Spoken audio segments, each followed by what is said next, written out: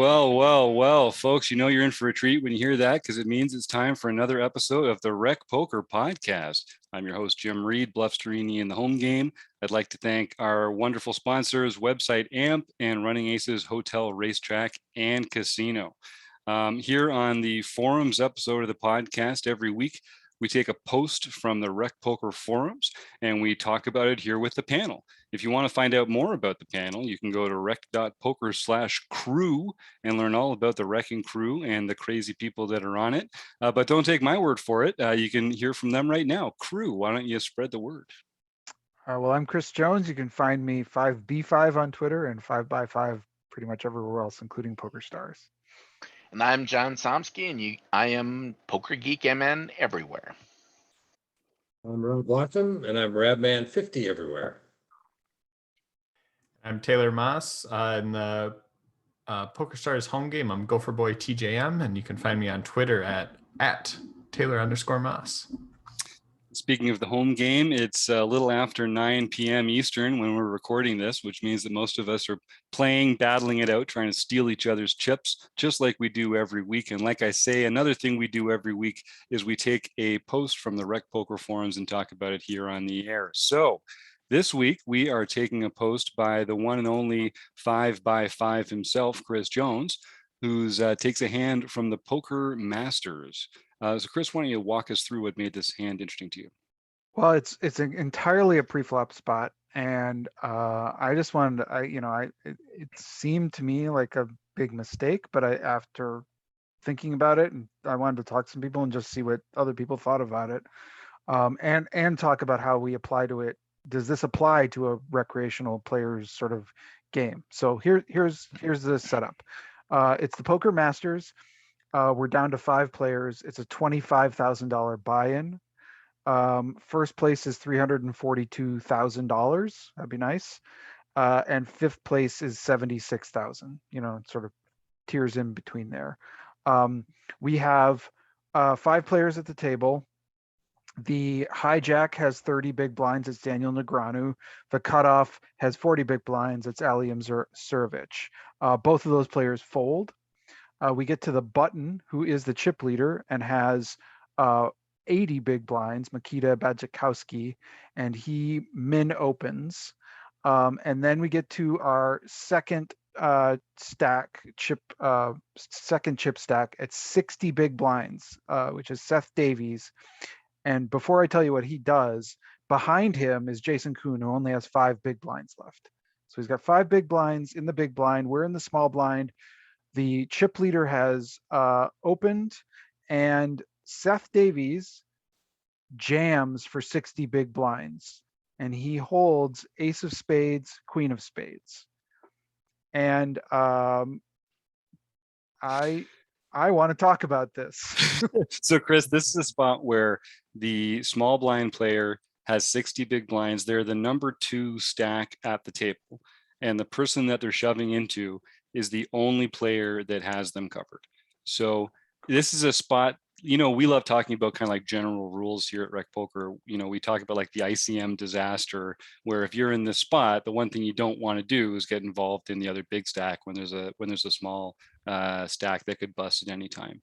And so I know you had a good discussion about this on Discord as well, but I agree, this feels like one of those non-typical situations. What do people think it is about this that makes it interesting like that? Well, I can kind of summarize. I mean, I think the conversation on Discord, I can kind of summarize where that went. There was really, there's some people who thought, that this was a solid play. Like, what else are you going to do with ace of spades, queen of spades? You're in this sort of like really difficult situation where you take the ability for your opponent to 4-bet you with impunity away. You're basically, you're getting this sort of the value out of the hand that you have. It's a hand that's doesn't play that well out of position to just call with. It doesn't play that well to just, folding feels really too nitty. And so there's the case there that the jam makes sense. And then the other camp of the conversation was like, yeah, but this is just, I mean, if the calling range of the button is going to dominate us so much, and we sort of funnel them into playing perfectly, and the times it's not going to happen that often. We're going to get folds a ton, but the times when we get called, it's just a disaster with that 5 big blind stack next to us. Now these are better players than me. They're better players than, sorry to everyone, but probably everyone here. But what do you all think? I mean, what can we learn from this when we're playing at sort of our stake level rather than at the 25K stake level? Well, one of the things I think about right away is if I'm that big stack, I'm on the button and it folds to me. I'm going to be really wide with my raising range because as a big stack, you can really take advantage of that at the table, picking up the blinds, incrementally increasing your stack, and everybody else is going to be afraid to do anything because, like you say, Jason Kuhn's sitting there with 5 big blinds. Everybody's waiting for him to go out and they all get a pay jump, right? And this is significant money we're talking, even for them. So I think that the opener is so wide, his range is so big that this is definitely something that you could think to do. Now, could I think to do that? Not so much, because I think at the level that we play, I don't know that they're necessarily going to be thinking the same way, and they may be opening a much tighter than I think, what's his name, Makitas or something like that. Yeah, Makita, yeah. Yeah, and I mean it's interesting too, because like the type of opponents that we might face aren't likely to take a really light in this kind of big money situation, as even with the chip lead, aren't likely to take a really light 4-bet situation here. Like if we were to 3-bet to a normal size, or a little bit of a healthy chunky size with our ace queen in the small blind, it's going to take, I don't know that there are a lot of players that are going to like 4-bet jam on us with like 10-8 of hearts, right? But maybe at this level, I don't know. We might find ourselves in that kind of situation too sometimes. To me, this play just looks weird.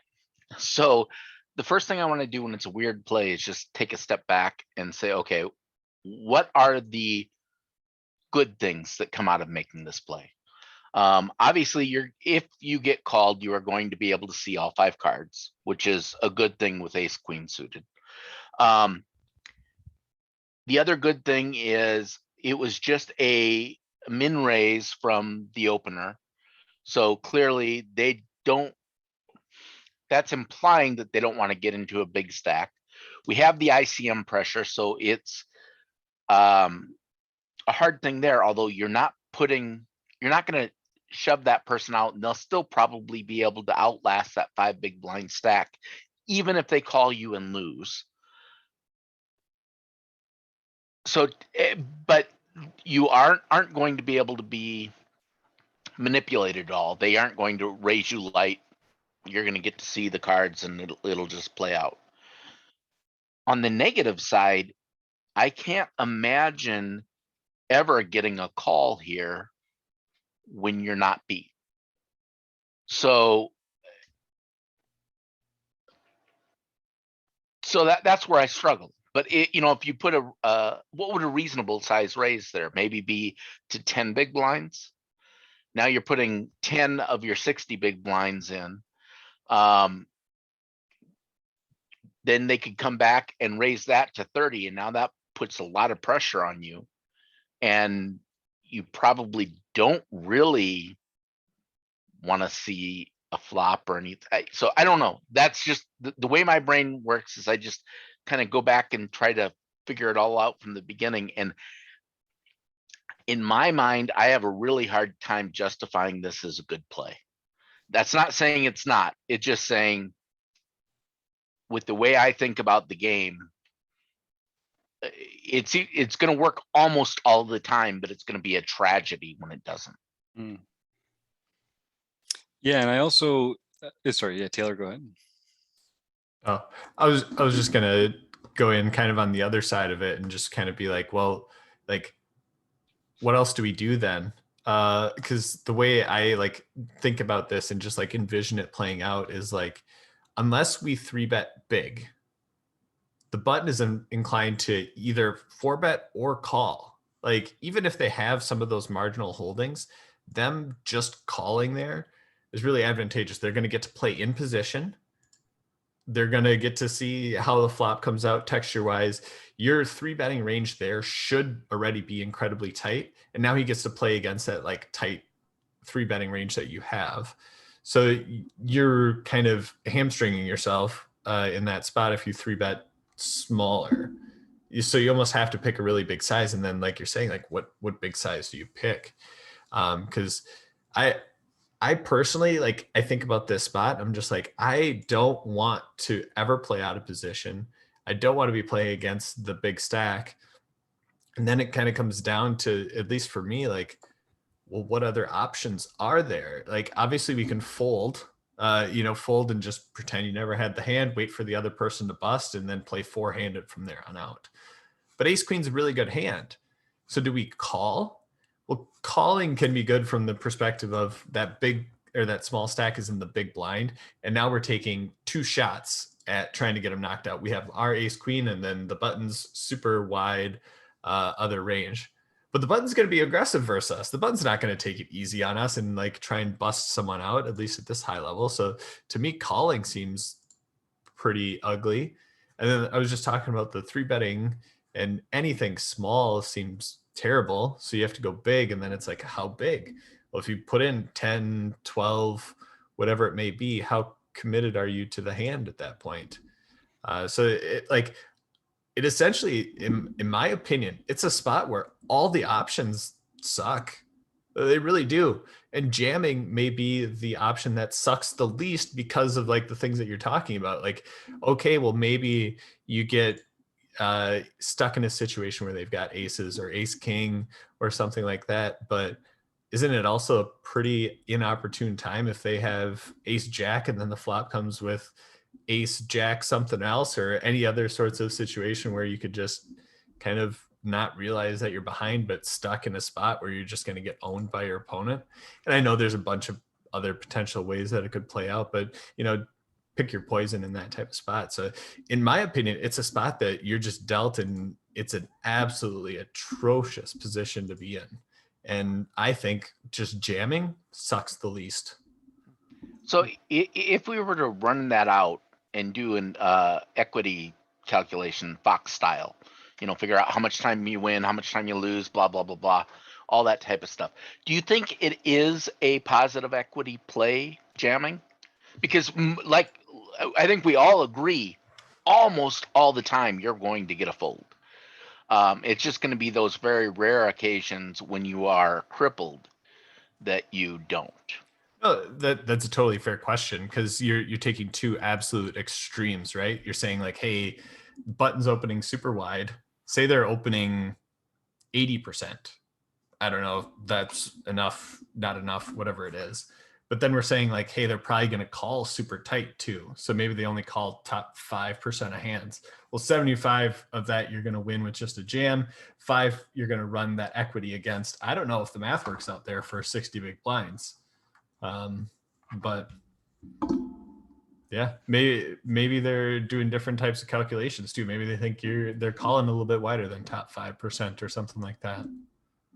Yeah, I mean, it could end up being that it is positive because they will call so tight and raise so wide, but you're just not. I mean, what are there, 5 big blinds in the pot? So you're putting 60 big blinds at risk for those 5, which is fine if you win often enough, right? That mathematically you can say that's a good thing to do. I just don't have a feel for it, and I'd have to actually do some math, and there'd be a lot of conjecture and what's the calling range, what's the betting range, how wide is the opening, all of that type of stuff. But you could come up with estimates for that, and I don't think Taylor's example of 6 or 80% of opening, that's in the ballpark somewhere, Mhm. you know? Yeah, I agree. Picked a I random agree with number. that for sure. Like, I think, yeah, that button with that stack in this situation has to be opening Should a be ton. close to 100, Oh. right? Given And given the another Just- consideration, another dynamic that we talked about just a little while ago. Makita has no incentive to have Kuhn out. Because with Kuhn in, he can take advantage of those middle stacks. So he may be calling even tighter, that jam even tighter than what the charts say. Just for that one reason there, because it's only cost him so far 2 big blinds. Big deal. To be done with it, we can go on to the next hand. I don't have to get involved with my marginal pocket tens or pocket jacks or whatever it might be. His calling range might be really, really aces, kings, and ace king. That could be the only calling range he has. And if that's the case, he's only calling, what, 1-2% of the time that you're going to do this. So, just another dynamic that Yeah, he yeah. wouldn't necessarily want Kuhn out. Yeah, that's a great point. Let's hear from our friend Jonathan Little, see if he has any insight. He's more of an ace king hint giver, but you never know. Let's see what he has to say this time. Have you ever wondered whether you should call a preflop raise or 3-bet instead? Yes. What do you do when you have a flush draw? Do you raise it or do you just call? What do you do with ace king when you miss the flop? Or ace queen suited. Are you tired of guessing about what the right play is with your particular hand? Well, my name is Jonathan Little, and I am a 2-time World Poker Tour champion and creator of PokerCoaching.com, where we offer over 1,000 interactive hand quizzes where you play a hand and then get real-time feedback from our world-class pros. Don't guess and don't stress. Just register for your free account at PokerCoaching.com/recpoker right now. Head on over there, pokercoaching.com/recpoker, and take advantage of Jonathan Little's 100% money back guarantee. Tell him Jim sent you. So, when I first saw this post, I just immediately thought that what I'd want to do is make that sort of chunky 3-bet and basically be exploited by however they chose to proceed at that point. Because I felt like that is the route where if I sort of like, if I'm wrong, I've lost the least, as it were. But I even did consider calling and just letting the big blinds action, because if we call here, the big blind can actually reopen the betting, which then gives the button a chance to reopen the betting. Well, actually, no, actually, yeah. Anyway, that would give us an interesting spot coming around.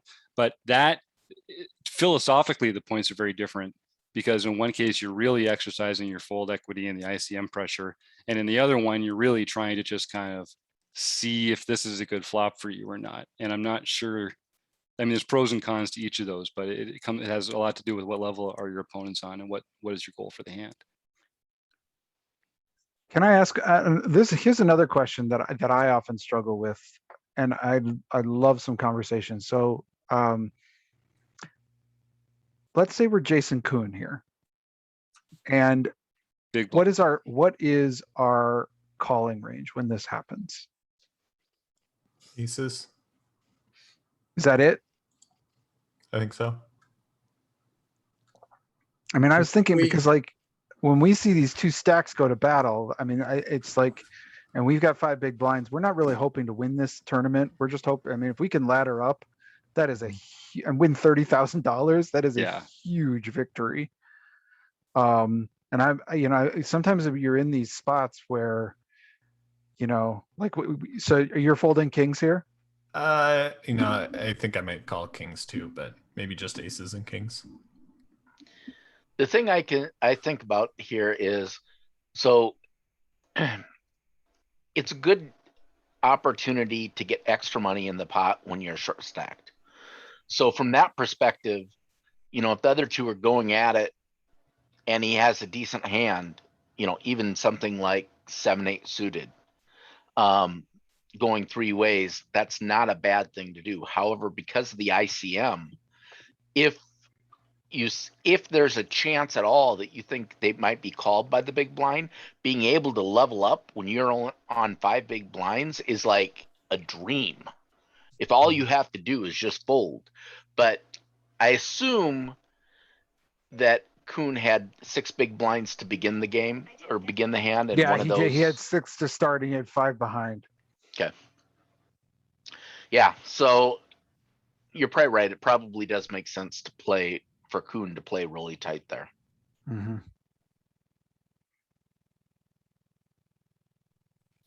So what, any other thoughts on this, folks? Is Well, there, because I think the that only- Taylor made a great point that all the options have a lot of pros and cons here. So you're kind of deciding what are the trade-offs that you most want to take. Sorry, Rob, what's up? Yeah, they all the, like he said, all the options really kind of suck, but I think he chose the best one. Just because of how wide the range is. And talking about Kuhn, earlier in the tournament before ICM consideration, that would be a place where you would be jamming pretty wide. Because there's some dead money in there. If one of the two fold, and even if they both call, there's still some more money in there than you would if you went heads up against somebody else. But because of the ICM considerations, I think what John said is very apropos, that, he could actually ladder up by not doing anything. If Makita ends up winning the hand. So yeah, in that case, because of the ICM considerations, Jason Kuhn should just fold there. Mm-hmm. But I think what's really cool about this whole situation is most of us and most of the people in the chat in Discord would never have considered pushing all in that spot because of the ICM considerations. And when you get right down to the bottom of the decision tree and start looking at it, it really is the best decision. It's the best move that he could make at that time. And it's something that probably most of us would never consider. And that's what's really cool about that hand. So I want to know then, everybody, what is the worst hand that you're going to choose to do this with? So let's just assume that we've bought into the theory. We think it's a good spot because the opening range is so wide. We're going to get a lot of folds. It feels like what we're really trying to do is bluff, essentially. Like we want to have good equity when we're called, but really what we're doing is we're hoping for folds. So what are some other hands that we might get? What is it about? Is ace queen suited uniquely suited for this? Is it actually a value shove? What other hands might we consider in this range? Are we doing this with aces? That's it. Yeah, I wanted to ask not just what's the bottom hand, but what's the top. I mean, what do we do with aces here, Right, as Seth Davies? Because I think that against this type of opponent, too, especially if we're playing aces differently, I think we've got maybe some problems. But yeah, what do people? I personally would be playing aces, kings, queens. Based on where we're at here with this hand, ace queen suited was the hand that he chose. I think any aces, kings, ace king, and ace queen suited are probably. I can't go to ace jack with this, right? I might be able to go to queens, right? But ace jack is just not is too low on the totem pole. So I think it's really tight up in that upper range, but I think you do it with the aces and the kings also.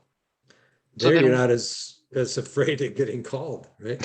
What do you do with hands like ace jack, ace 10, pocket tens? Are those calls then? Are those the raises? Oh, you don't fold them. 5-handed against a button raiser, you cannot fold tens. I mean, I am being somewhat serious here. No, That you're I right. don't You're think right. that. So, but you aren't going to shove it either. No, So then does that become a call? And why, if you can handle calling out of position in this hand with tens, why can't you do that with ace queen? because of the tight calling range that Makita would have.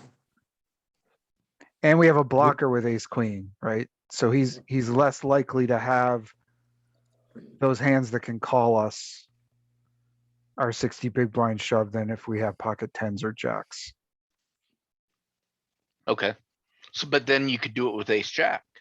'Cause that Yeah, has your man. blocker. You could I mean, that's call. a, But you could do it with Yeah. ace 5 suited as well, and then call with some of those other hands, Right. right? Well, Like, I mean, that's why I think and I'm not going to claim to really understand at poker at this level, right? But to really understand it, it seems like you'd need to do a little bit of range analysis, because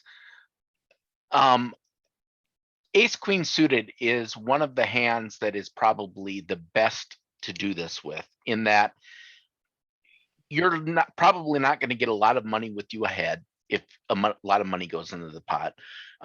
You do have great blockers here. It's way too strong of a hand to consider folding. Calling, it puts you into a really precarious position out of position. So all of that makes a lot of sense, and you don't want to have to be forced to fold it if they come over the top of you. Whereas a hand like tens, if they come over the top, then you can decide it's not as much of a tragedy to lose that. But in order to have a balanced system, you can't be just push fold here. I think that is just not optimal play. Well, So I think there's a lot of calls. You're gonna have a lot of hands that you can call 2 big blinds. oh yeah, and maybe that's what you do. Maybe that's how the balance is happening. Mm-hmm. Yeah, I Yeah, think yeah. the thing that works well with a hand like tens, nines, eights, or something like that is just like its playability post flop. Like if a 10 pops off when you've got pocket tens, you feel good. If it doesn't, you're all right to throw it away. But like if you play ace 10, ace jack, now an ace pops off, well, what do you do now? Are you willing to get in half your stack, 3/4 of your stack, a lot of your stack, trying to catch this guy who you think might be just trying to bully you? It's not comfortable. It's a lot more comfortable to do with a set. But that being said, I don't know how I play some of these middling hands in this spot. I don't know how I play aces in this spot. But I think a lot of it depends on your opponent, and in this spot where we can identify our opponent as someone who is good with ICM and makes smart plays, it makes it really, really tough for figuring out what are we going to do out of position as a shorter stack than them. So last question, what do we have a not all in 3-bet sizing here? And what sizing would that be? And what kind of hands would be in that range? Or do we just call a lot here? And feels to me like we would have some kind of 3-bet folding range though, or a 3-bet continuing range that was not just the nuts. Just for the same reason we talked about, this guy's opening range is so wide. He's going to have an open fold range. So it feels like we're giving up a spot by not having a 3-bet fold range.